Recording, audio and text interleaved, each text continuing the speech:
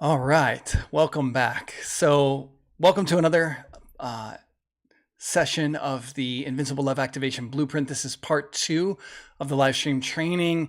So, today we're going to be diving into the final 3 keys of the relationship blueprint: how to design a conscious relationship, how to communicate authentically, how to prepare for sacred union that lasts. And if you missed part 1, definitely go back and catch the replay. Because that's where we talked about how to, and the replay link, by the way, is in the description. That's where I was talking about how to recognize where you're choosing relationship from, what your core motivations are for getting into relationship. Are they healthy motivations or are they unhealthy motivations? There are 4 possibilities that I mentioned, 3 of which are unhealthy. Motivation from fear, motivation by fantasy, and motivation from trauma. All of those typically unconscious, and those are unhealthy. What's healthy is when you're motivated by truth, which I talked about in the last live stream. I'm going to talk a lot more about that in this one. So I also mentioned and spoke on how to heal your inner lens of perception and how to transform your perception, because perception always, 100% of the time, precedes your performance and your production, right? How you behave and the results that you attain. Okay, this is the law of human behavior. It's at the root of everything that we do and have. And by shifting at this level of perception, we can transform our production. We can transform the results that we have. How we interpret or perceive our relationship in our unconscious convictions matters, right? And unless we access this invisible interpretive lens through which we see, we're actually going to be doomed to repeat very unwanted and unhealthy relationship patterns. I know by direct experience, and that's why I'm so passionate about doing it. So I also mentioned and discussed how to align with the divine in your relationships, a higher power, higher presence, higher intelligence, and a higher love, so that you can have true and lasting love in your relationship. We simply must transcend the finite and limited perspective of love that we have, or else we end up falling in love and then we end up falling right again out of it. And that ends up hurting both people involved. So we want to learn how to rise in love consciously. Falling in love is an unconscious pattern. I'm using that term in that way. Rising in love is a conscious, co-creative approach to relationship. And it's through my failures, it's through my pain, it's through my suffering, and working with countless clients and family members and friends who have had serious relationship problems that I've learned what the invisible patterns and functions are in our human subconscious that drives our behavior, that drives the chaos in our relationship and all the breakdown. And I've learned ways to transform that, to transcend that, and I'm excited. So today we build on the foundation of those 3 very powerful keys that I covered in the last training. And if you didn't catch it, like I mentioned, if you're just popping in, check the description in this video for a link to the replay. Go back and watch that. You can watch this one now and just go back to that one. They both, it's not like they totally depend on one foundation or another. They're all building together synchronistically. Okay. So if you find value in this very powerful and insightful training, you'll also have a chance to go much deeper to develop your very own Invincible Love activation blueprint for establishing sacred union. Okay. There's a design to this and it actually works. So even if you heal your past and open your heart, if you don't know how to consciously design, consciously relate, and consciously commit, then you'll keep falling back into unconscious patterns. Comment if you know what I'm talking about. I'd love to hear who gets what I'm saying. Has this been something you've experienced? Let others know too, because there may be some new people who pop in or watch this replay who have not felt like there's others like them. They might be struggling all alone in their relationship right now. So your engagement, your sharing matters to me, keeps me connected with you, but it also helps me support those who are tuning in later and helps them. So I've suffered a lot in relationship. I come from divorced parents, so I watched that breakdown.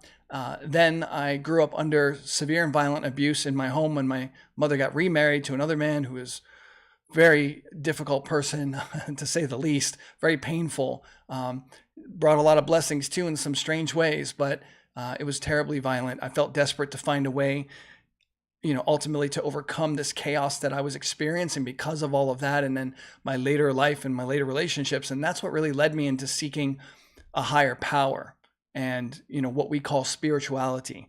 And eventually that led into trauma-informed coaching, which is what I'm offering and training other coaches and leaders in now. And I have this passion for sharing with others the beauty that I've uncovered within all of my breakdowns, because there's been a lot of breakdown.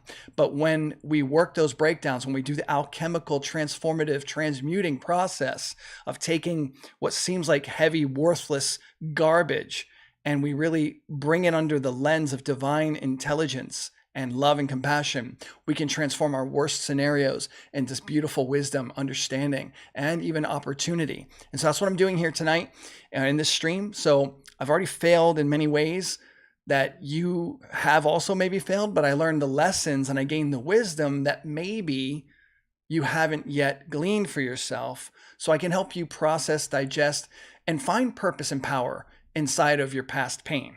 And that feels really good to be able to transmit that, because I love leading people out of their own suffering if I can. It makes me really happy. It's a great reward from my heart.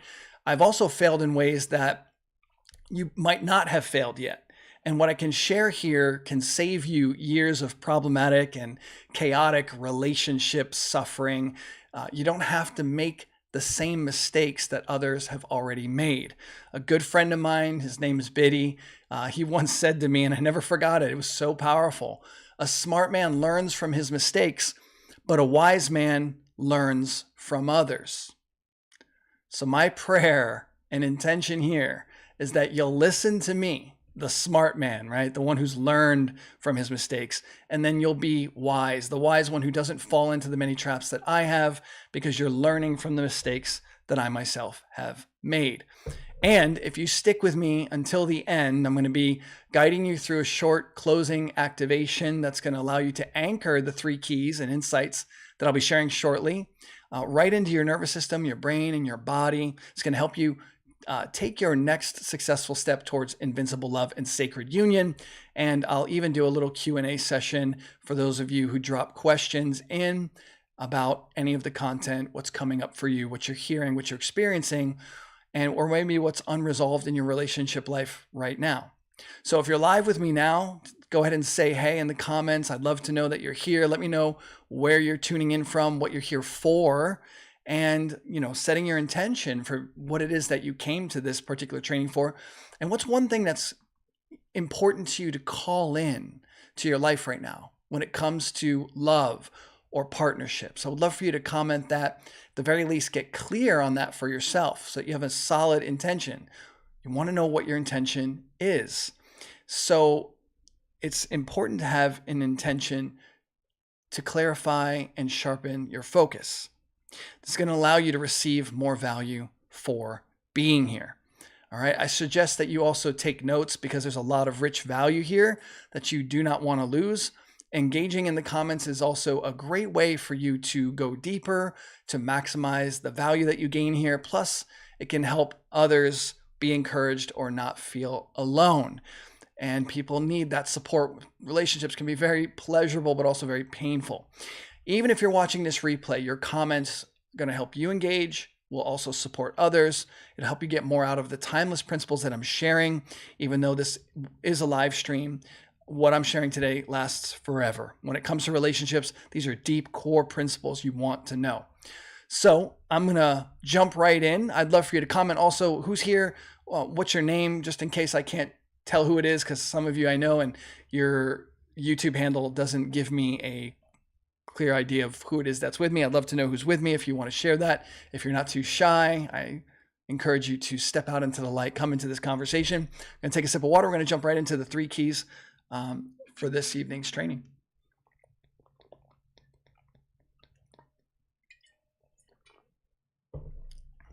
All right.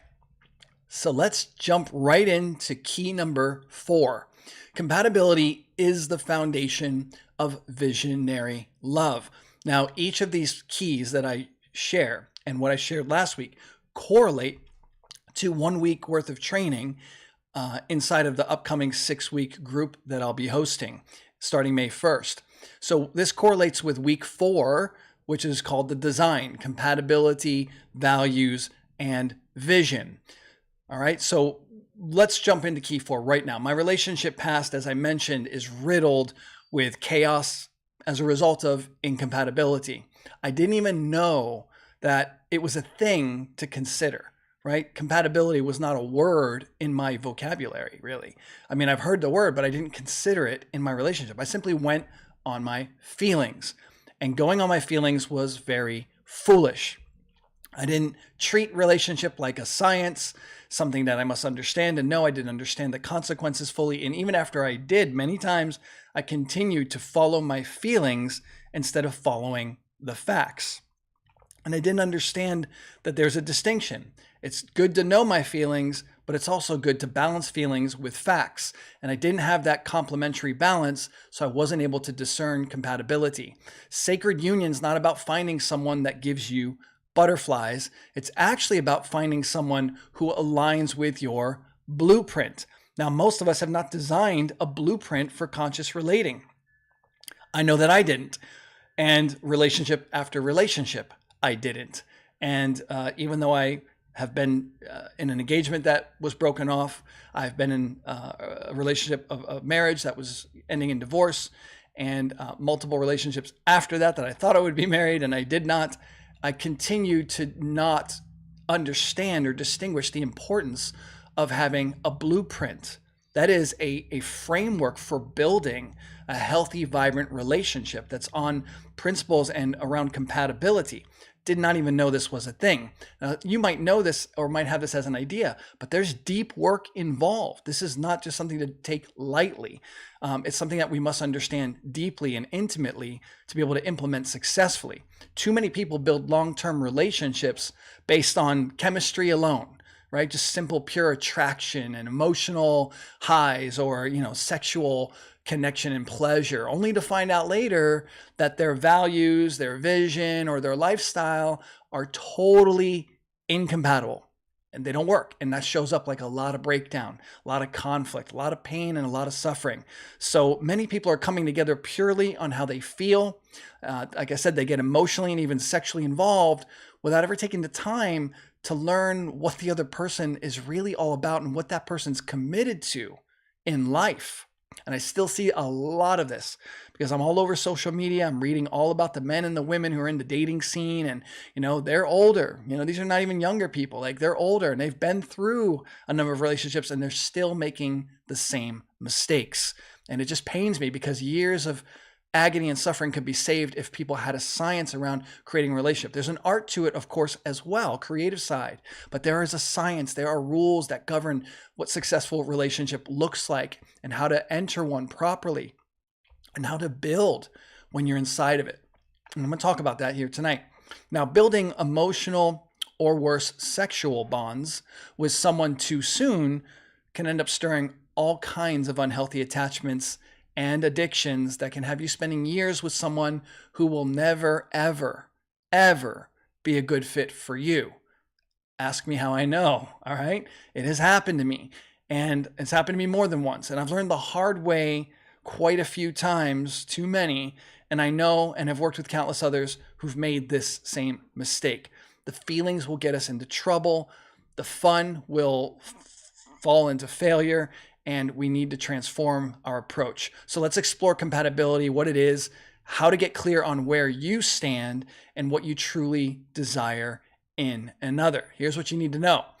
I'm going to talk about 4 compatibility domains for sacred union. Okay? There are 4 compatibility domains of our life where we preside and have, or ideally are meant to have, dominion. Okay, something I teach and train inside of my Invincible Elite coaching container, where I'm training leaders on how to support people in performance and optimization of every area of life coaching. Like, they're learning how to navigate these 4 domains and build consciously inside of them.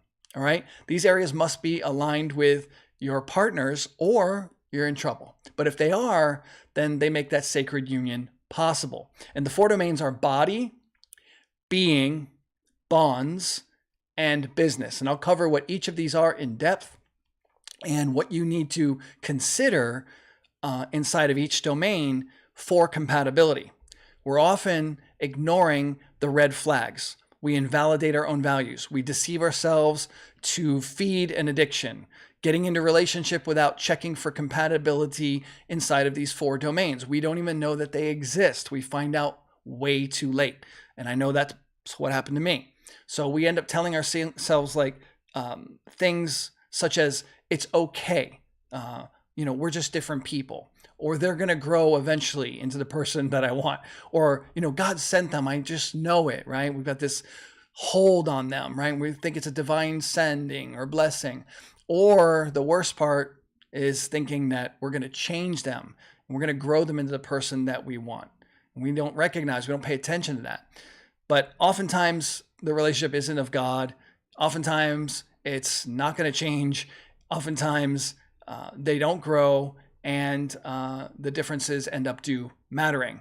So what we find out is that it's usually unhealed trauma, fear, or fantasy that's causing us to go into the relationship, right?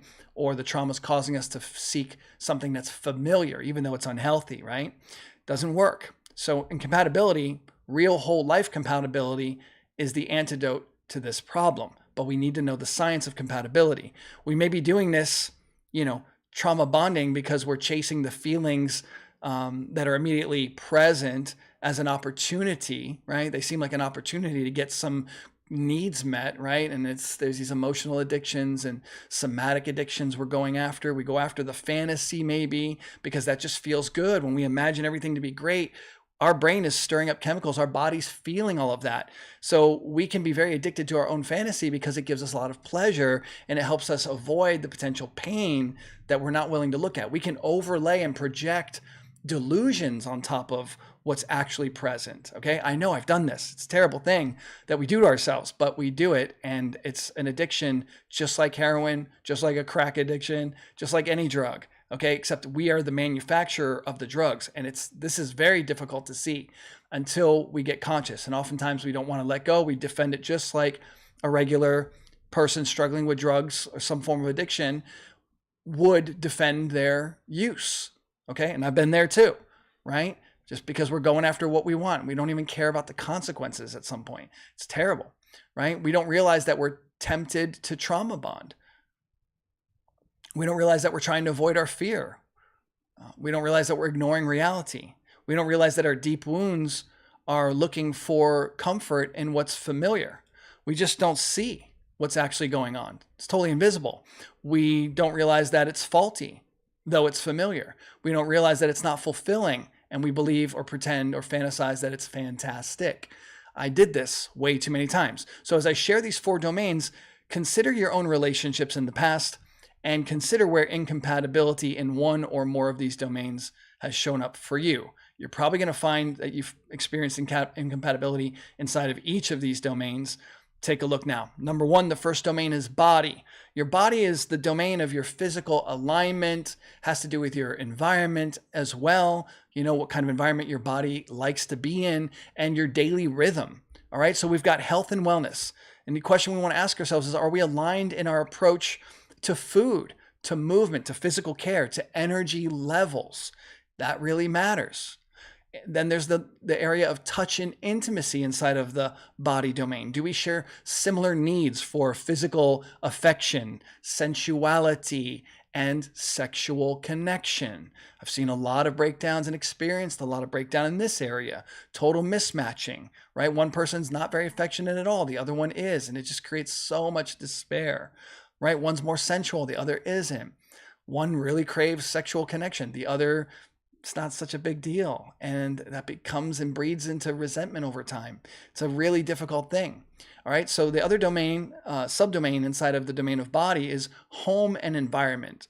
Can we live together peacefully? Are our preference around space, noise, order, flow, compatibility? All right. I've been in a relationship where my partner was like, she was a mess, like throw clothes everywhere, this, that, and the other. And I like to keep my house clean and organized. And, cleanliness is important to me and things being in place. It's very distracting to me when it's not. And there's just no getting over that for me. Like, I just want my home to be in order.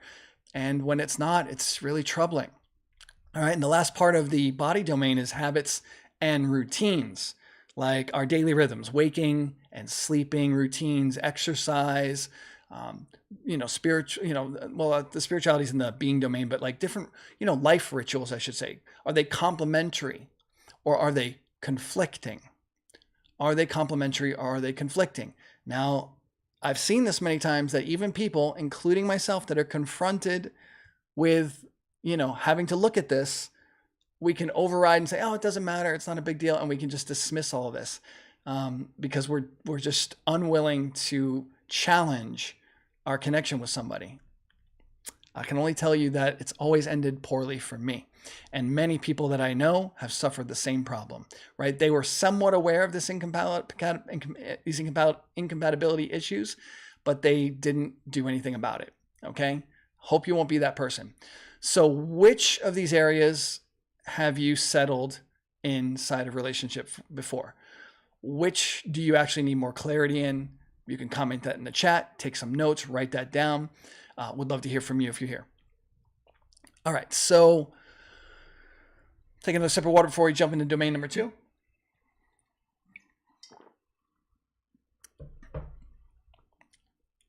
All right, domain number 2 is being. This is our spiritual alignment, our lifestyle, and also our long-term vision, our greater purpose. So the first subdomain we'll talk about inside of being is spiritual connection. Do we share a similar relationship to the divine? The same devotion, spiritual practices, or a desire for growth beyond our human limitations, right? Are we seeking more, seeking to understand the meaning and the purpose in life, something greater than ourselves? Do we both value surrender to a higher power? Or, are we open to correction and are not very selfish or self-willed, right? We surrender, we soften, we're open to correction, we're open to, the possibility of a bigger perspective. Okay, so spirituality to me has to do with not just God and other spiritual principles and distinctions, but the simple act of surrendering to a greater sense of wholeness, a greater sense of being. And that can lead us to humility and healthy deference to our partner and, allow us to be more forgiving and more loving. Do we have that or not? And do we share that? And is it different? There's also the subdomain of lifestyle, pace, and our priorities. Are our lifestyles harmonious in terms of the structure, our ambition, and responsibilities, or are they in conflict? We want to pay attention to that. Also, there's the subdomain here in being of the vision for the future. Do we want the same destiny, right? Do we have the same life direction? Do we have the same shared family values, travel values, location of being, where we're going to be, where we're going to grow, or expansion goals and objectives? Even if they're expressed differently, is there harmony? Is there compatibility among them? We have to differentiate. And then there's this subdomain of sacred time and play, just being free, being alive. Are we compatible in how we balance devotion and leisure, exploration and solitude? Does one person like to go out all the time, right? And go see this thing or go on this adventure or that thing? Like, I found out not too long ago that that's just not me. I'm more of a homebody, but I'm not a Netflix watcher or something like that. I'm a creator. I have a passion for producing this type of work and working with people and sharing. And that requires me to be in my space a lot and to create a lot, to study a lot, to develop a lot. And I really need a partner who aligns with me in that way. If my woman wanted to travel the world and just go see all the great things, and I'm like, for me, that's a huge distraction. And once in a while, fine. But if it's like a constant, it would tear me apart because I don't value that the same way. All right, so something for you to look at. Now, which of these areas have you settled in for yourself? Which do you need more clarity in? Would love to hear in the chat or see in the chat if you want to drop a comment. Let others know too. We're going to dive into the third domain, which is bonds. Now, your bonds refer to your emotional intelligence, and your relational style has to do with your connections with others. And there's a subdomain of emotional safety here. We're looking for compatibility here. Can we regulate our nervous system? Can we help regulate each other without fear? Can we support each other in that process? Can we do this without shutdown or escalation, right? Do we get into intense battles and conflict, or do we just shut down and grow cold? Can we actually operate in a way that brings harmony and regulation to the nervous system? Instability, that's inevitably going to happen inside of any relationship. Do we have the tools? Are we equipped? Do we care? Do we share the same values? I actually cared very much when I was married for regulating the nervous system and, being in a safe place or creating a safe container, but I didn't know how to do that the same way I do today. And my ex-wife at the time, she liked to just run away and completely shut the door, and that was it. There was no talking about it. There was no cleaning it up afterwards. It was just nothing. And it just, for me, over time, it was just killing me because I knew there was something greater and I wanted it. And I did my best to express it and invite it, but I wasn't getting any agreement, and it just wasn't there. And there's nothing I could do about it. And I eventually realized that I can't sell myself out anymore. And I left because I realized that I can't just give this up. This is an area that's very important to me. And so I learned the hard way. I was already in a relationship for years, already committed, already built a vision, already built a future in my mind, already built a fantasy of what it's going to be. And none of that worked. It all came crashing down. So there's another subdomain inside of the bonds domain, and it's the attachment style awareness. Attachment styles are relatively new. They're a theory, but they're very practical in my own understanding of them. And they have helped me create huge shifts in myself and in my relationships and with my clients and the people that I'm training to be coaches and leaders. Attachment styles are profound. It's a way to understand how we wound up being a certain way, typically anchored in, how we grew up with our primary caregiver and their way of relating with us. We either become securely attached, like we are comfortable in connecting with others. We are confident that our needs are mostly going to be met, so we're very secure. But then there's the anxious attached, where we're like, sometimes our needs are met, sometimes they're not. And we get really nervous and anxious when it's taken away because our needs were not met, or maybe the person we loved and were connected to was ripped away from us, and we developed a sort of unconscious fear. Now, this stuff happens as early as infancy. Okay, it's way precognitive. It's before we're thinking. It's before we have a self-identity even. And so these are very invisible factors that dominated and controlled my own relationships, including me severely. And finding this out was extremely helpful and empowering. So the other attachment style that we want to consider here is the avoidant. Right? So the anxious is like clingy and wants connection and is fearful of losing connection, whereas the avoidant just easily cuts the relationship off, dismisses the other person, goes and hides, isolates, right? Emotionally completely unavailable. That is their way of handling things because they were either neglected often growing up. They learned that no one and no person is ever going to really meet their needs, right? Again, these are not conscious things. These are subconscious, conditions that live like their needs were not met as an infant, as a small child. They were craving and seeking naturally the healthy things that a child would have or an infant would have, and it just wasn't there, right? They were deprived way too long. And so they have this deep sense that no one can meet my needs, and they're very easily able to just cut people off and cut people out. And that can be very painful when you love relationship and you want connection, right? And for them, it's very painful to be in relationship to someone who wants connection and wants love, because for them, it all just occurs as pain and potential loss. All right, so attachment style awareness. Do we understand and honor each other's patterns of closeness and distance and also reassurance, right? Some people need more reassurance in relationship than others, right? This matters. Are we anxious or avoidant when conflict arises?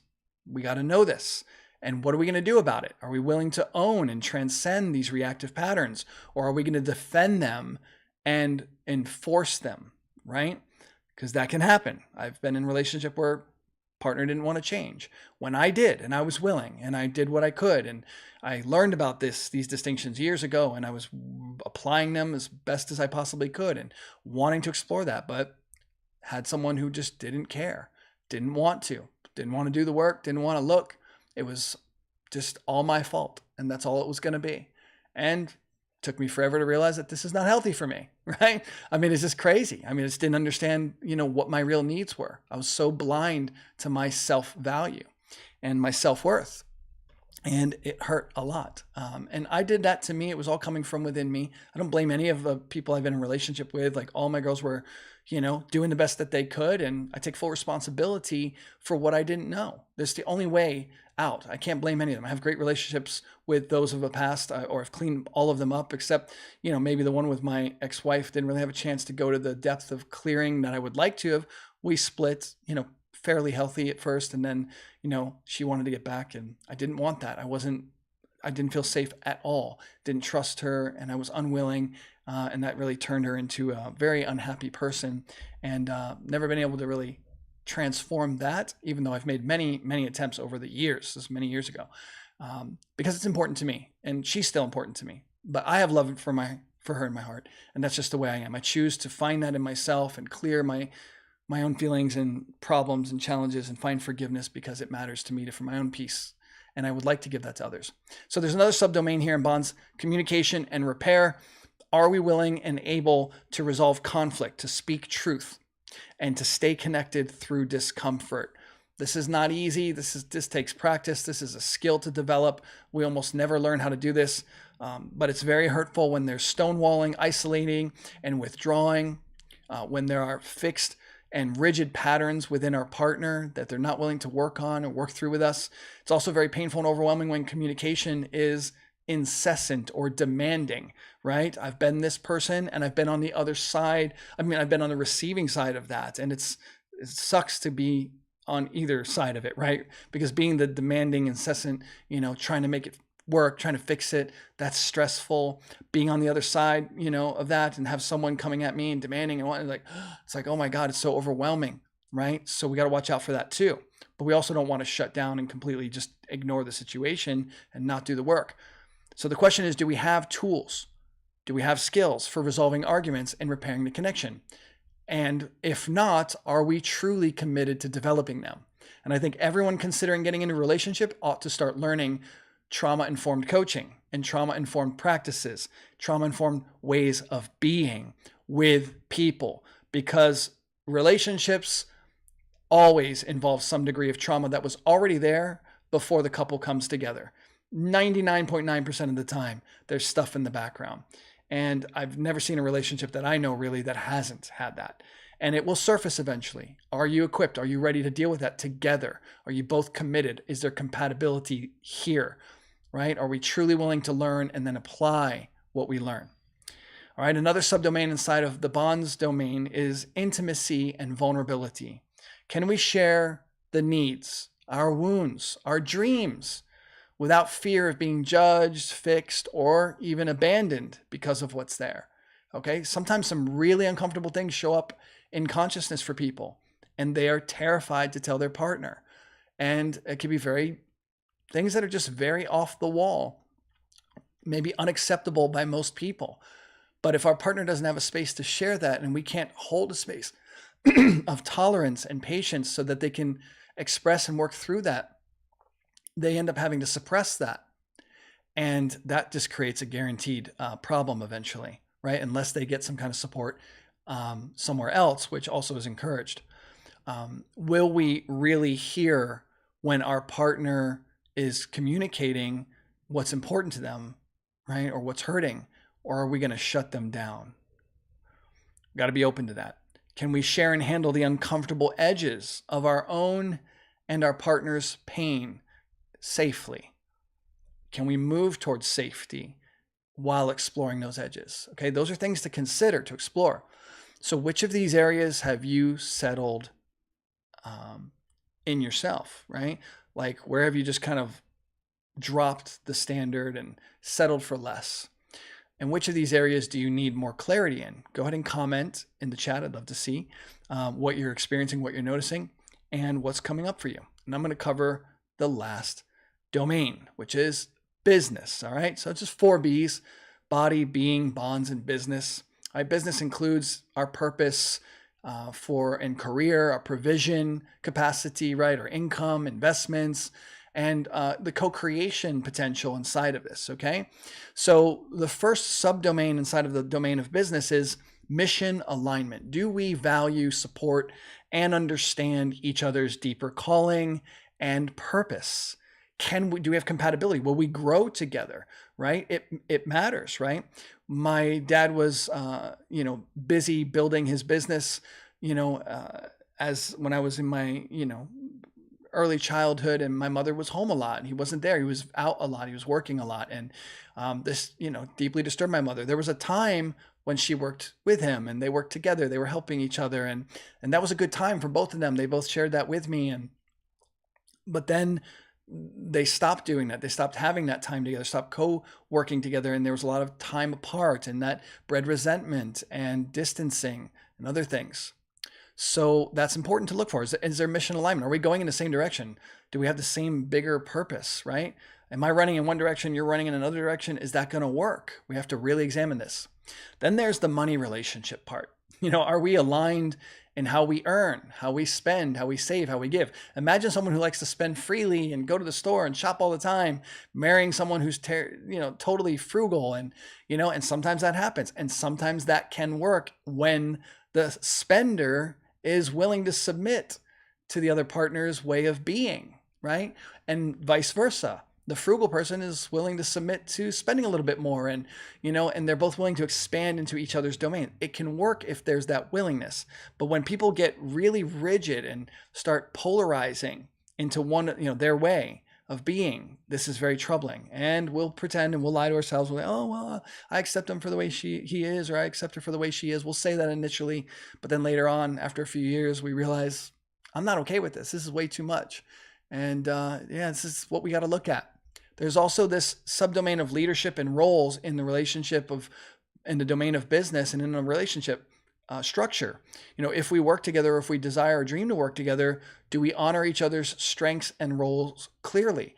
I know that for me, I wanted my partner to be more like me at times. I wanted her to do this or do that. And, I wanted alignment. I've dreamed of having a partner who was aligned in serving people with me the way that I am. And I didn't have that multiple times over. The passion wasn't really there. And I found that to be disheartening. There's something in me that's just like this deep value. And then I tried making myself wrong for it. And maybe I really don't need that or want that. And, gaslight myself, just tell myself I don't know what I'm thinking or feeling. And then it's like, actually just doesn't go away. So I've realized, like, no, mission alignment is important. Leadership and roles, compatibility and cooperation is important. Like, I've now accepted, like, this is what I must have, non-negotiables, right? Legacy vision is also an area that we must look at, right? When we get in a relationship, we're thinking a little bit ahead, maybe, to the wedding, right? Maybe, we dream of having children. We're gonna have this beautiful life. But like, what else? What's beyond that? Are we building something that reflects a shared impact, a shared service, a shared, contribution to the world? Relationships are not designed to be operating in isolation any more than a human being is. All right. So let me ask you these questions. Which of these areas have you settled in? Have you just dropped the bar, lowered your standard and, just settled for mediocrity? Which of these areas do you need more clarity in? Feel free to comment that in the chat.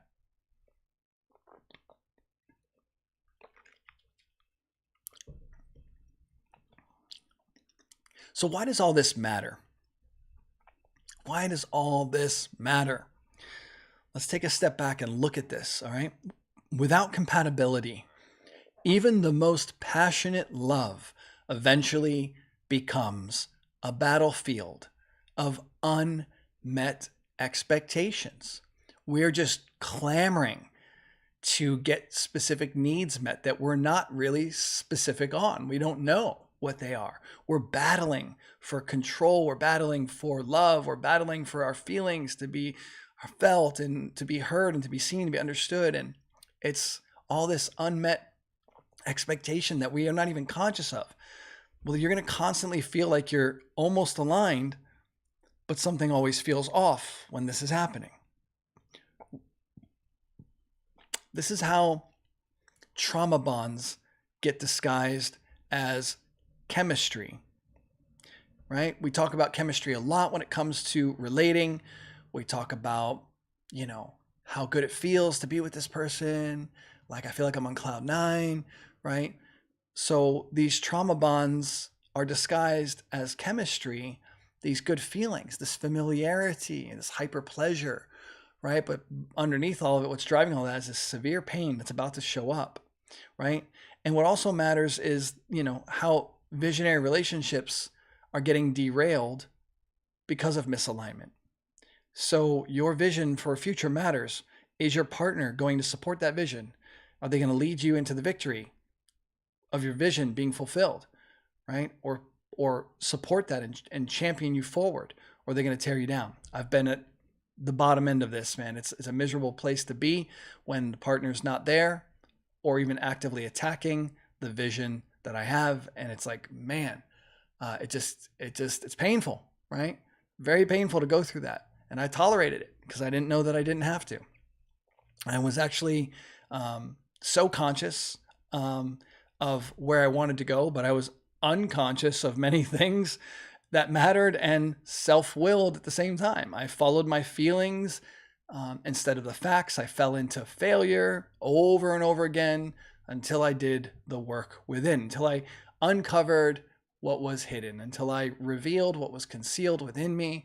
I did not understand what was really motivating me and what was going wrong.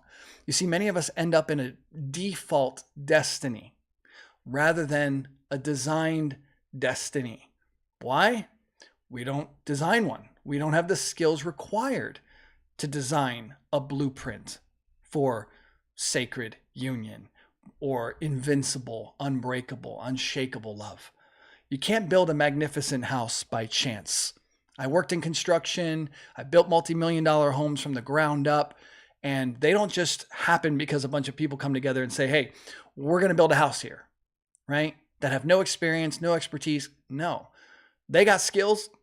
And prior to that home being built, there is a blueprint, and the blueprint has stacks of paper, stacks.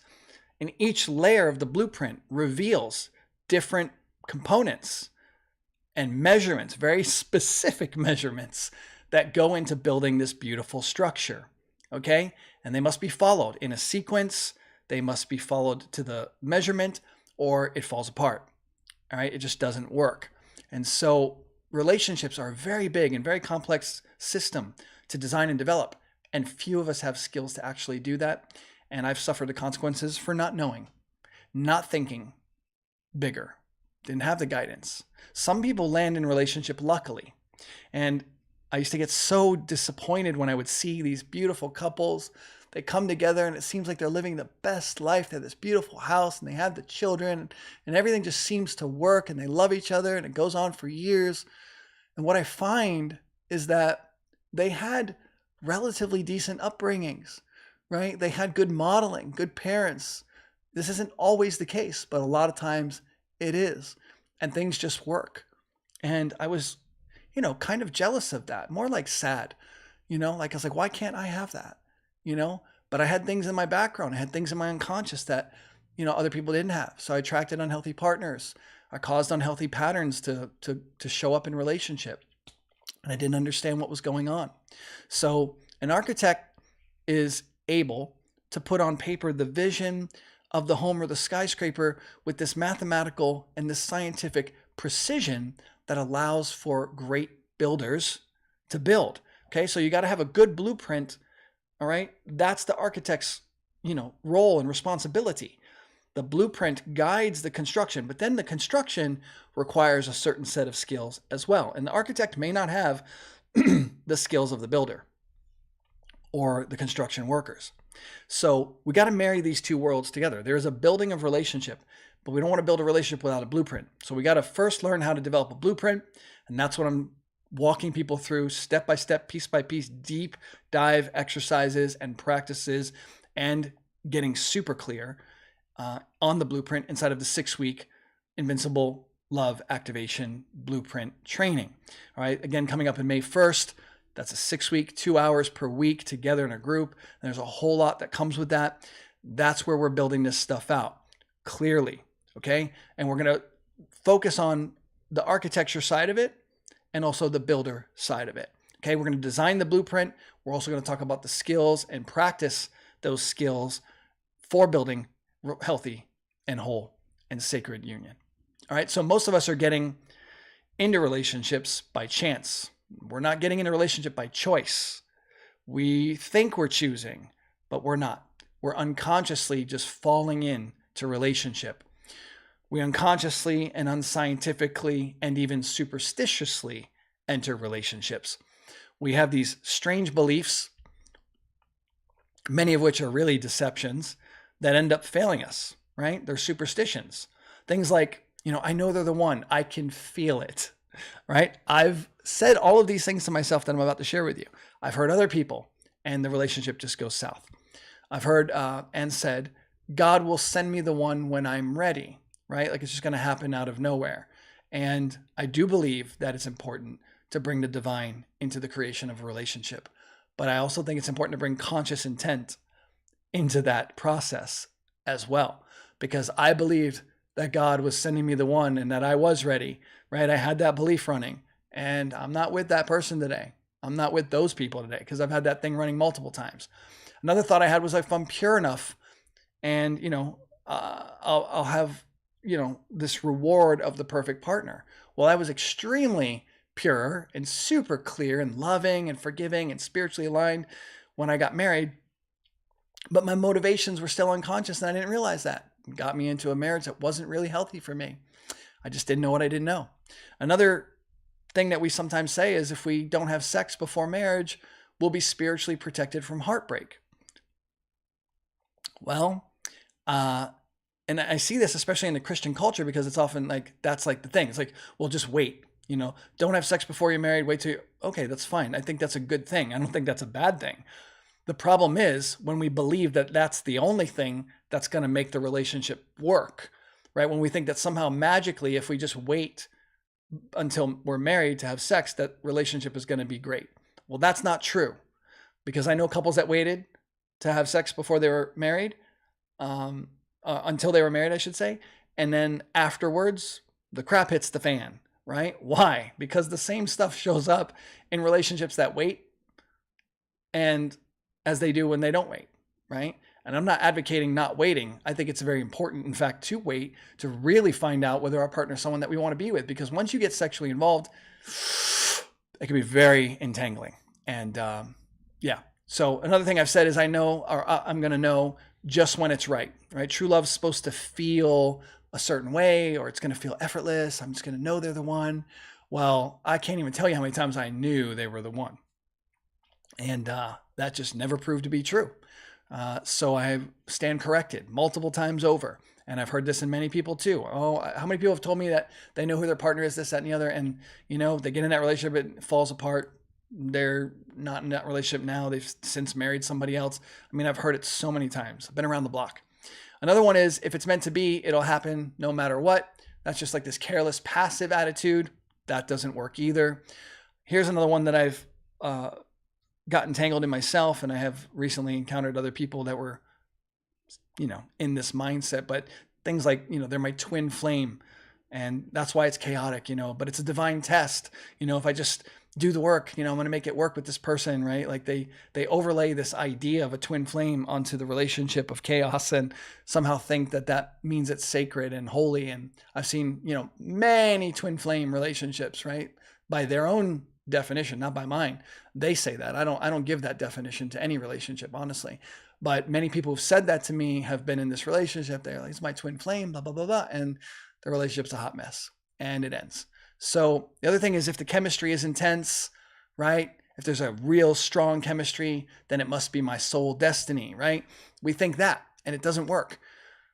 Totally. You can feel amazing about somebody. That could be trauma bonding, could be fear bonding, could be all kinds of stuff, fantasizing, right? Another one is, my partner should automatically know what I need if they truly love me. This is just crazy. We don't know what the other person needs. We don't necessarily know what they feel. We don't always know what they're thinking. And this delusion creates so much heartache in relationship. Especially now, we got people saying things like, if I manifest hard enough, the universe is going to drop my ideal partner into my lap. And their manifestation techniques, not being a science, but more of a superstition, leads them into a lot of trouble. So that doesn't work. And we need to be clear about that. How about, as long as we love each other, everything else will fall into place? I've heard that before. And love is not enough to keep a relationship alive. It's very important, but love alone will not do it. There must be alignment. Love without alignment doesn't last, just straight up. Another superstition is God will fix it if we just pray enough. Well, I believe in prayer, and I understand the science of praying and how prayer actually works and what makes prayer effective or ineffective. But again, there needs to be a science to the approach. And we can't just, have these whimsical ideas that somehow God's going to do it all. And it doesn't include me understanding or knowing anything or putting things into practice.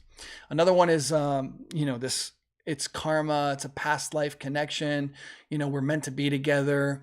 We're supposed to suffer together if there's suffering in order to evolve. I've heard that before. I've had people swear that, they had I'm like, how do you know you have a past life, relationship with this person? I just know, I can feel it. It's like, wow, and these people are suffering in agony in a relationship, and it's definitely not healthy. And I've seen them eventually figure that out. All right. And then another statement that I've made myself is if we fight a lot, it just means we're passionate. It's a sign of real connection. It means we're getting somewhere. No, not necessarily. There's unresolved issues there. So we can't just stand on those. They're not principles that we should stand on at all. They're not truths. They actually become traps. And if you believe them, you're definitely not alone, because like I said, I believe them too. But belief without science and without structure becomes a blindness. And I've operated this. I found out the hard way. I believed a lot of things that were all proven to not be true, right? Life tested it, and I was wrong. So let's take the blindfolds off, and let's build love with vision, with clarity, and with real compatibility. So which of these 4 compatibility domains do you think is your strongest? Body, being, bonds, business. And which one do you seem to need more clarity in, right? About what you want, what's important to you, right? In relationship, right? Around all 4, body, being, bonds, and business. Go ahead and drop that in the chat. We'd love to hear from you. And yeah, I'm going to tell you a little bit about what's inside the workshop. This is everything I just covered here is, the tip of the iceberg. But if you really want to make this work for you, inside of the 6-week training, I'm going to help you identify your non-negotiables, right? Growth edges must be identified as well, and we will. You're going to map your compatibility quadrant. You're going to understand all 4 domains and what's important, why it's important, and what to really look for in a partner that's healthy. That way you're going to stop getting distracted by, just fleeting attraction and feelings. What feels good isn't necessarily the best for you. And then you'll start building from a place of alignment. So, is this resonating with you, right? I'd love to know. Drop it in the comments. Share what you see. Even if you're watching the replay, drop them. I'd love to see what you're commenting. Love to see what you're experiencing. Is this making sense to you? Let me know. I want to know if you're vibing with this. If you've experienced this, does this connect, right? Is it helpful even? Should I keep going? Let me know what's up. All right. I'm going to jump into key number 5. All right. That was like the biggest one. Key number 4. These are going to be a little bit shorter, but they're still very important. Key number 5, communication is the bridge that holds love together. In week 5, that correlates to that part of the training where we're, covering the bridge, these tools for authentic relating. Most of us have no idea that we're inauthentically relating. All right. But if you can't communicate it, you're not going to be able to co-create it, and you certainly won't be able to clean up any messes. We got to learn how to communicate effectively. Most of us were never taught how to communicate effectively. We're not taught how to relate properly. We either avoid conflict, we explode in reaction, we manipulate through silence and, just holding on to unspoken expectations that motivate strange behavior that causes problems. But real connection lives in the space between your truth and the tenderness of your heart. Okay. It's good to be in your truth. Some people are like, I can say whatever I want, whenever I want. I'm like that, right? But there needs to be a tenderness that balances it. Some people, they won't say anything. They just hold it all in. Neither works. So here's what you need to know. Communication styles are often reflecting survival-based nervous system states, right? There are 5 survival-based nervous system states, right? Conditions or cycles that want to play out when we're in an overwhelming or painful situation. And that is the 5 F's of fight, flight, freeze, fawn, or flop. So we fight to assert, to blame the other, to punish the other person. We flee to avoid, to detach, or even emotionally abandon that person and ourselves. We fawn to please the person, to pacify them emotionally, and make them feel better while denying our own pain. We freeze and we end up going numb. We stonewall, we shut down, we withdraw. We flop by going completely cold, lifeless, totally resigned. There's nothing that we're going to give into this relationship. That's like the bottom level. They're all an effort to try and survive pain and overwhelm. But these may have once protected us in various scenarios, but they will absolutely destroy our connection in relationship if they're left unhealed. They're going to show up. It's inevitable. We can't stop that. But we got to learn how to deal with it. We got to learn how to address it and deal with it properly. Most conflict isn't about what it seems to be. We're not really fighting about content, right? The things that we're talking about, like the dishes or a person's tone of voice. We're actually reacting to unmet needs and this misattuned nervous system that's beneath the surface of our awareness, right? We feel all kinds of weird and we react from that. And we start arguing and fighting about things that have nothing to do with what's really going on under the hood. We need to open the hood up, see what's going on in the engine of our mind, emotions, and our body. We argue, we blame, we beg, not because of what's happening. It's never because of that, but because of what's missing, because of what's wounded, because of what is unfelt inside of us. We don't know how to name what's there. We're not even conscious necessarily of what's there. So we end up acting out in different ways based on whatever we're feeling unconsciously. And that keeps the cycle going. Now, authentic relating means learning how to reveal ourselves and what we're really feeling to ourselves first without condemning, right? Without making the other person terribly wrong, right? We do it in a responsible way or without collapsing. And it's how to, it's a way of listening, I should say, without distorting what the person is saying or defending ourselves in the face of what they're saying. If you reveal emotions only to attack or blame someone, you're going to break intimacy. If you collapse under the weight of your pain, you become unrelatable, right? Your partner can't reach you. So that is what I was referring to when I say condemning or collapsing. So we don't want to,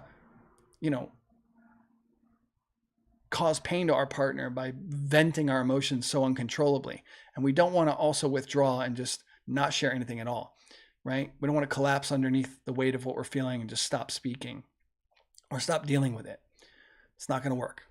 And then if we listen through filters of past pain or fear, right, this distortion of listening, we're going to actually distort what's being said by the other person. And we won't know or distinguish that difference.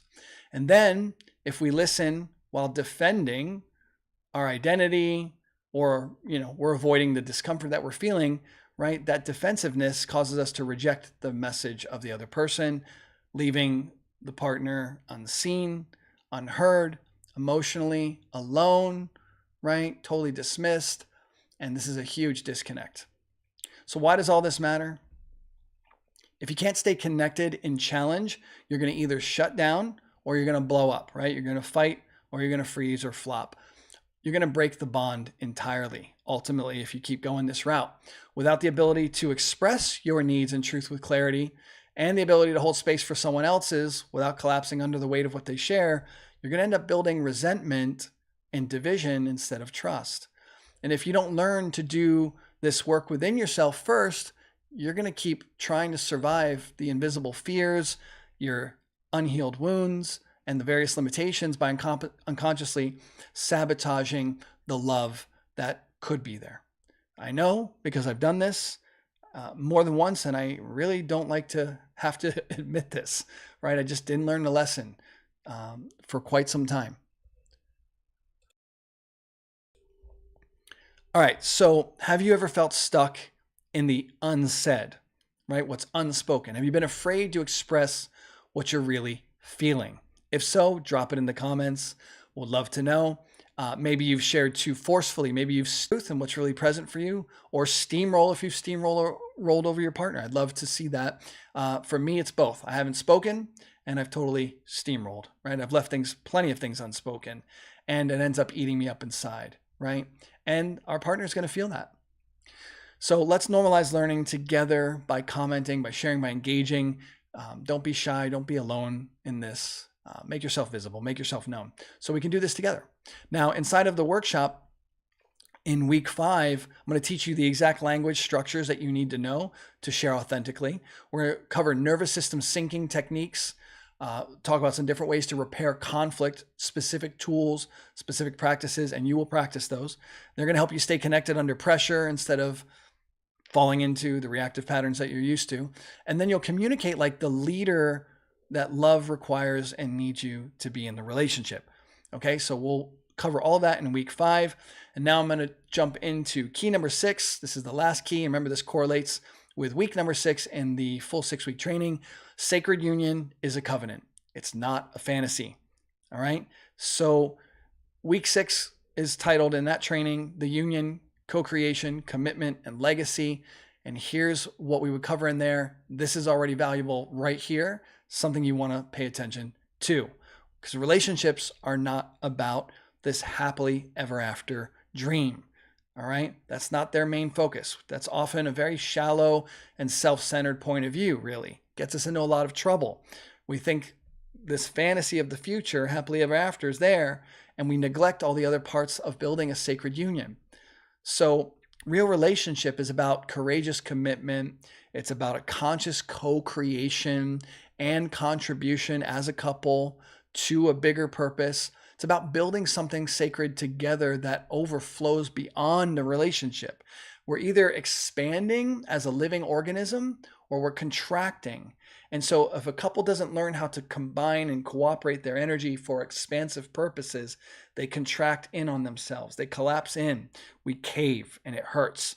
And just as we're not here to live for ourselves as an individual alone, just like a blood cell doesn't exist for its own existence, a blood cell is a carrier of nutrients and oxygen to other parts of the body, right? Imagine that 2 blood cells come together, they fall in love, and they just neglect the rest of their role in the bigger system. We all belong to a bigger system. We're here to give and receive within this greater ecosystem of life, right? It's something we have to consider. And I'm telling you, too many couples come together and they're just selfish in their wanting to be in this love relationship as if that's going to save them from everything. What they're really trying to do is get in the relationship to escape the world, to escape bigger responsibilities. And that's always going to end in pain. We belong to something bigger. And if we try to avoid that, we're going to suffer the consequences. Just like a blood cell that doesn't do its job in the body is going to get shut down and extinguished from the body, right? Because it becomes a problem. It becomes toxic to the system if it's not doing its part. So when we're in aligned partnership, our union becomes a vessel for legacy, something lasting. It's not just about pleasure and comfort in our own happily ever after life. It's not just about that. It's about more. What are we leaving behind for life itself? That's where power builds in a relationship. And if relationships aren't growing in power, they're going to be sinking under the pressure that life brings to cause that expansion, to cause life to flow, right? And again, that pressure comes against us because it's showing us like this is not life, right? Life is expansive and growing. And if we're not overcoming the pressures of life together as a couple and expanding in contribution, it hurts. So here's what you need to know about key number 6, sacred union. It's not a fairy tale ending, all right? It's a divine beginning. We got to start with that divine beginning. There's a higher purpose. When I say divine, I mean the bigger picture of life, okay? I'm not talking about a specific religious format. I'm talking about the cosmic substance of all being and all existence, right? There's a greater dimension of livingness, which we all belong to, right? So sacred union is about this conscious structure that requires shared roles, shared purpose, family, finances need to be shared and understood and agreed upon. And it's not just feelings. Legacy relationships are built through different rituals that the couple shares, right? Repetitive patterns and practices, sacred agreements that have been made that they honor, right? Deeply, right? Don't just break agreements and treat agreements like they're, meaningless. That's just death to a relationship. It's also built on vision and shared intention for growth. Individually, each person must grow, and then together as a couple, these things must be explored. We'll explore all of this intimately in week 6. You also must be emotionally, spiritually, and energetically ready to carry the weight of love as a spiritual assignment. It's not just an emotional experience. Some people are just looking for love. I want to feel love and have someone to cuddle with and watch Netflix with. It's like, you are in big trouble, because relationships got so much more to it than that. All right, so we got to watch out. So here's the real key. It's not just about what we're putting into the relationship. It's about what we're willing to also give up for love to actually thrive, right? We don't realize there are things to let go of, to release. So here's what we must be willing to release if we really want our relationship to thrive and to grow and to work well. We must be willing to release attitudes and habits that keep us locked in self-protection and individualism, okay? It can be very easy to get trapped in that pattern. Got to let that go. We got to give it up. We also need to give up being right and making our partner wrong all the time. Sometimes there's some very irrational judgments that we have, unreasonable expectations. There are some that are important, that are really healthy, but there's also a bunch of unreasonable ones. We got to give those up. We got to be able to identify and distinguish those. We also need to give up our core convictions that are born from fear and pain, right? The things that we believe deeply against ourselves that we brought into the relationship. This distorts how we perceive our partner, how we're going to react to them, how we're going to express ourselves to our partner. We got to be willing to give up those deeply held things, and we got to get in touch with them to do that. We also got to give up the belief that love should feel good all the time, right? When in reality, growth in love is actually going to stretch us into unfamiliar and uncomfortable territory. And I can feel, even as I say, I'm like, oh, it's not always, butterflies and rainbows and sunshine. We got to know how to navigate the uncomfortable valleys of darkness and discomfort together. We also got to give up this fantasy of perfection and the illusion that a partner should meet all of our needs without any challenge or effort. And no human being is going to really meet all of our needs anyway. We have to have other relationships that support us and that provide a space. But we need to also be careful how we create those relationships. I see way too many people, too many partners in their relationship that, they got people they talk to, they vent, they dump all their problems, they create a very negative view of the partner, and then this pulls them away. And it's like, that's not a healthy way to handle things, right? Getting support means you got to get support from people that are conscious, that support the relationship, right? That are going to challenge you to be responsible, not be a victim, right? We got to create healthy relationships that support the relationship that we're building. So why does all this matter ultimately? Because everybody really wants a sacred union that's going after relationship. They want that, but few are understanding what they're actually saying yes to when they go into relationship.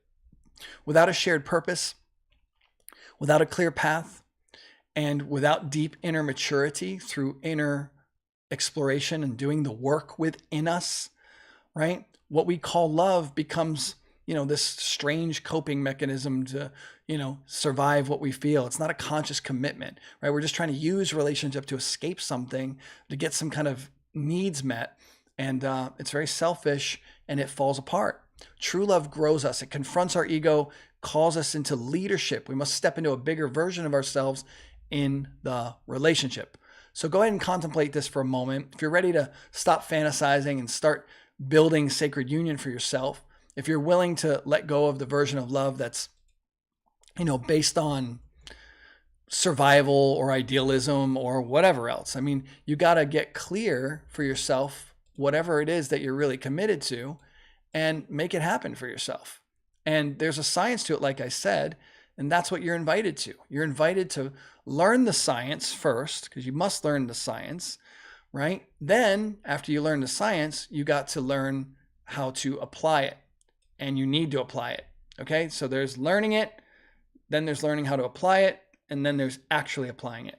So without a shared purpose in your relationship,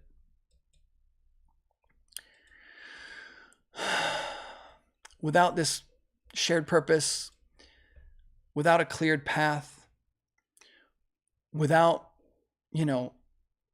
knowing what it is that we're going after, we're going to get ourselves into a lot of trouble eventually, right?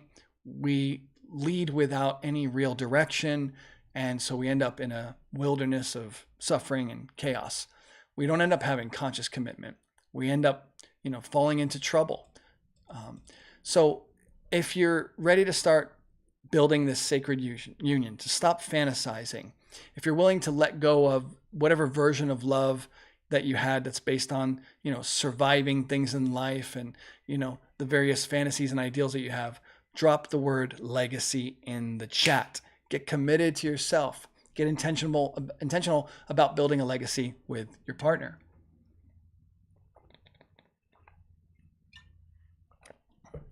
Now, inside of the 6-week workshop,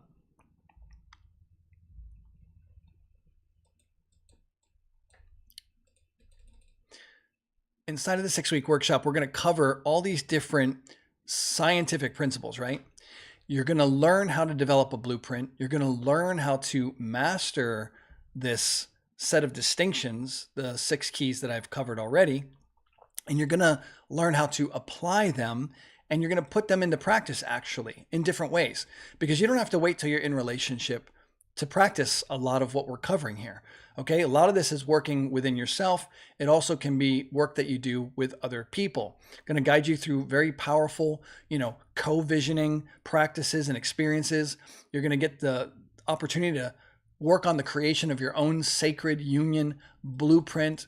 You're going to get to deep dive into what it really means to say yes to purpose-driven partnership, and even more importantly, yes to what it is that you value that you haven't even distinguished for yourself.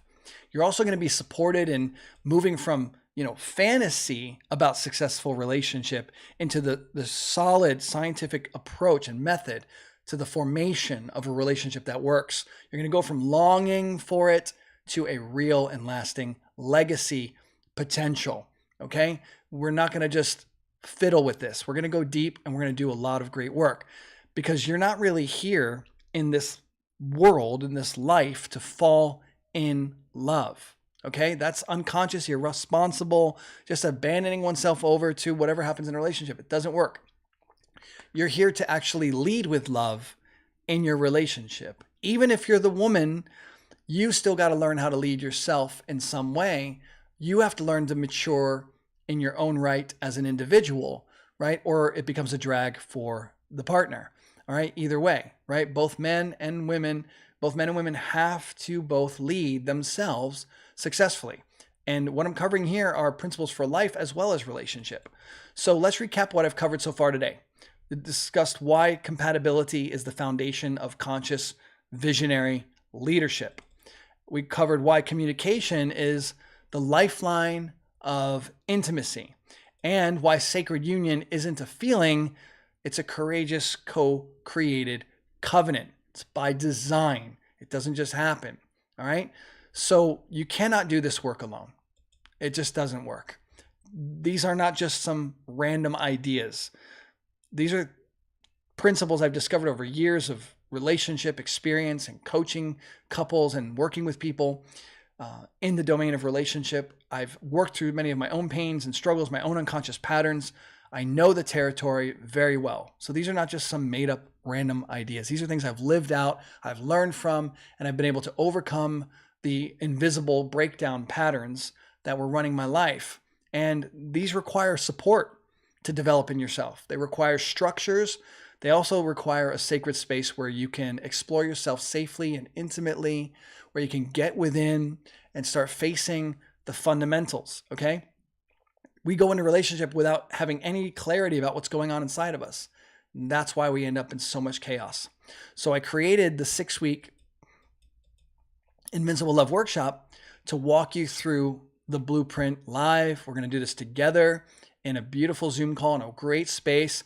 Also, my coaches and leaders in training will be there to support, right? So they have a lot of other foundational distinctions to accelerate and support you with what it is that you're exploring and navigating within yourself here, and to make sure you're developing this sacred blueprint. We're all going to be doing this together. I'm going to be doing this with you. I'm going to be walking through this again because it's important to me to go through this, to continue to meditate and practice and explore, go deeper into each of these principles. These are not just one-offs, right? This is stuff that I consider to be very important to know intimately. So the 6-week experience, I'm going to tell you what it includes, what's available. There's a link in the description if you want to check it out. I don't have any intention to pressure anybody. I know what we're doing here. I know the work that we do is great. I know that this exposes so much that many people just don't even know needs to be exposed, then handled and dealt with.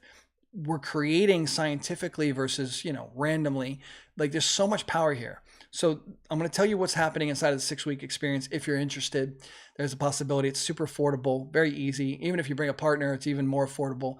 It's, considering what I'm offering, this is going to be, it's almost like a giveaway, right? I should be charging 10 times more than I actually am for this because it really radically makes a difference for people, can save relationships. It can transform your ability to create a relationship successfully versus not creating a relationship that works, right? We want to make the difference. So there's going to be weekly teaching sessions that are kind of like these, but they're going to be, again, face-to-face, and they're going to go much deeper. We're going to have breakout rooms. We're going to have interpersonal sharing and exploration. You're going to hear from a lot of other people, their perspectives. There's going to be access to the Invincible Love Activation Blueprint community group so that throughout the week you have conversations that are still building and growing, going deeper, and we're all going to be sharing together. So we've got this compounded value of a small community that's going to be really working through this. And when you hear from more than just me, when you hear from all the other people's perspective, their experiences, there's a lot of light bulbs that will go off for you. You're going to have access to the online course with replays of the training material, and you'll have access to the workbook material that you can take with you and read and meditate on and study further. That's going to be hugely important for you. There's going to be these live partner practices, on-the-spot coaching, like I said, small group breakouts, dyads, which are paired share moments. It gives you really deep exploration, and we're going to learn and practice authentic relating, sharing vulnerably, and creating safe space for each other. So this is like, there's so much here. All right. You're going to learn how to be the way that is necessary in relationship by practicing right inside of this space. And you're also going to get a bunch of tools and templates and different frames that will help you integrate what we're learning, not just intellectualize. I believe very strongly in experiential learning. I did about a year in regular college. I do well with book learning. I always have, but I went to art school for 5 years. I studied media arts and animation. I've always been a hands-on learner way before that as well. And I just believe strongly in, doing the work while we're learning, because that just works better, right? It's so much more real to have your hands in the paints and the canvas and paint while the teacher's talking about what to do, and you're experiencing real time what it is that's there. So we do a lot of experiential learning and practices that will get you there. Plus, in between the sessions, there's a lot of opportunity to go deeper with different exercises. There's accountability, partnership. There's a huge blessing by being part of this powerful space where you can be witnessed, where you can be supported, where you can be transformed by your intention to show up and make it happen. So you're also going to be able to witness and have access to the elite leadership pathway, which for some of you, you might be called to leadership of others. You might be called to coaching, you might be called to group leading, and you'll be able to see how we work in a group setting, and you'll learn about that possibility for yourself and how that works if you haven't yet. Or if you're already in that space, you're going to pick up on some new ways of being, new ways of sharing, new ways of practicing and operating that will support your intention to serve others. So this is going to be a very exciting experience for those of you that are called to that side of things. I've put the link in the description where you can explore more. You can learn more exactly about what's inside of the 6-week course. Just click that link. You'll see the details. You can register there if you want, and bring a partner for a discount. Okay, all of that's there. You can check it out. And if you have not seen the replay of part 1, go back and check that out. It'll give you more value, help you make your decision as to whether this is the right training for you. If you like everything that we covered, just imagine going 10 times deeper with other people on all of these exact topics and getting much more intimate with them, and actually creating your own very real and scientifically designed sacred union blueprint for invincible love. You get to have that. So let's see. We're going to go into a small, simple, short, guided process right now in order for you to explore everything that we just covered, so you can have it all in your experience in a more intimate way. If you'll close your eyes with me and just invite the breathing, invite the breath, awareness of the breath. When I say invite, it's welcome into awareness, whatever it is that we're inviting. Invite your body into awareness. Notice how you feel. Notice what's present for you around your head, your face, your neck, your shoulders.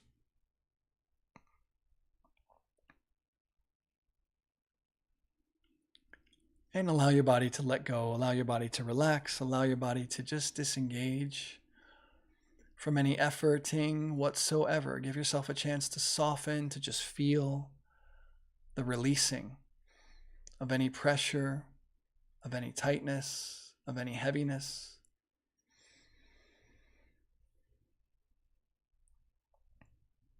And notice whatever you're noticing. This is a very simple somatic practice. This is a great way to regulate your own nervous system, to begin to develop a sense of safety, to feel a sense of support within, to feel a sense of security. All very important components for the inner being if you're going to provide a safe place for your partner. So go ahead and just welcome how you feel. Every emotion is allowed to be here, every feeling. If there's any concerns or worries about anything, that's okay. All of that's here too, welcomed. As you welcome everything within you, that starts to create a sense of relief. Typically, we're resisting how we feel, what's going on. We don't want to take a look. And that suppressing is very stressful. When you actually turn within with a compassionate and loving gaze, willing to witness anything that's there, no matter how awful you might have thought it was, if you're even willing to welcome those thoughts and those feelings, you can begin to experience a bit of release, sometimes a heavy release. Your body just feels lighter, your mind feels clearer. Take a deep breath with me through the nose in, mouth out, nose in, mouth out, nose in, mouth out, nose in, and hold the breath at the top. Good, hold that breath in, relax the body, swallow your saliva. Feel the saliva running down into the belly, soften the body a little bit more, keep holding the breath gently. Feel the fullness of air in your lungs, lips into a pinhole, slowly release.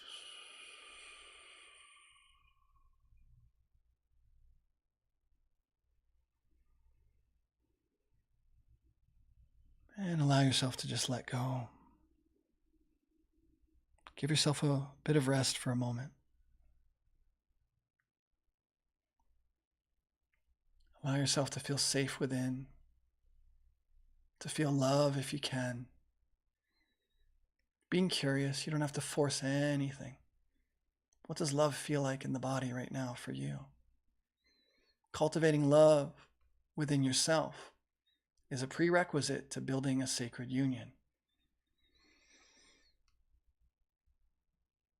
When you relax, when you allow the mind to calm itself, when you stop resisting what's going on within you, and you start welcoming it all, you begin to experience a greater sense of freedom, a greater sense of flow, a greater sense of love. And this makes you a loving partner, someone who brings love into the relationship space. So go ahead and just soak into this love within yourself. The sacred union actually happens within us first. This is where we must experience it as a foundation. What we experience within, we can experience without. Can you simply be open to the experience of sacred union inside of you a little bit more? Can you let it go and grow? Can you let it expand by being curious about it, being open to it? Good. Let's take a breath in through the nose, out through the mouth. Nose in, mouth out. Nose in, mouth out. Good. Big breath in and hold at the top. Just feel that breath in the body. Relax the body. Feel the lungs full. Soften a little bit more in the body. Swallow your saliva while still holding the breath. Relax a little more. Lips into a pinhole. Slowly release the air. Let yourself go. This helps you regulate your nervous system.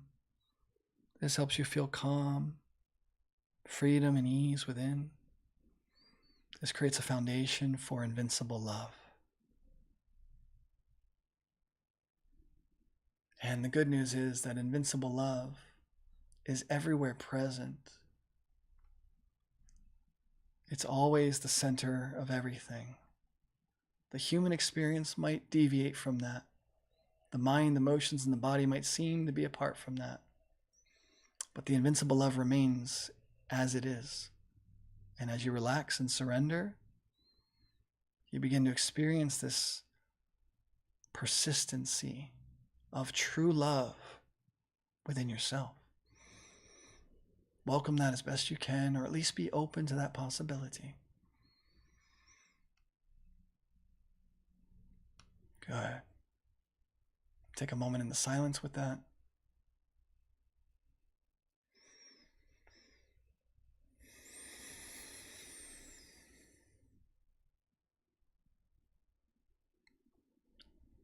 Wonderful.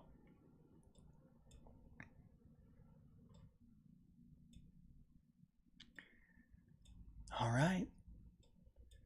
So thank you for joining with me this evening. Remember, you can check out the replay of last week if you missed it or want to check it out again. It's in the description, the registration page, and all the information about the 6-week training coming up in May 1st. Thursday nights, 6 or 7 p.m. EST. You can join us there if you'd like to jump in. It's going to be a wonderful group. People who are already in this work will be there, and it's a really amplifying opportunity for those of you who feel ready to really prepare yourself for a healthy relationship, or take your existing relationship to a whole nother level by incorporating these tools and these practices, these new ways of being, and this deeper inner surrender and the work within that will create more space and help you align more with your own sense of invincible love and your own inner sense of sacred union. You'll be able to bring that back into your partnership, and it'll bless both of you for sure. So if you're interested, check out that link in the description. I appreciate you being here. Drop a comment. Let me know how this is or was for you. And I love connecting with you. Thank you so very much for the opportunity to serve and to share. I'll see you in the next live stream training. You can also register for those in the link that's down in the description below if you'd like to get notified about the upcoming trainings each week. Bless you, and I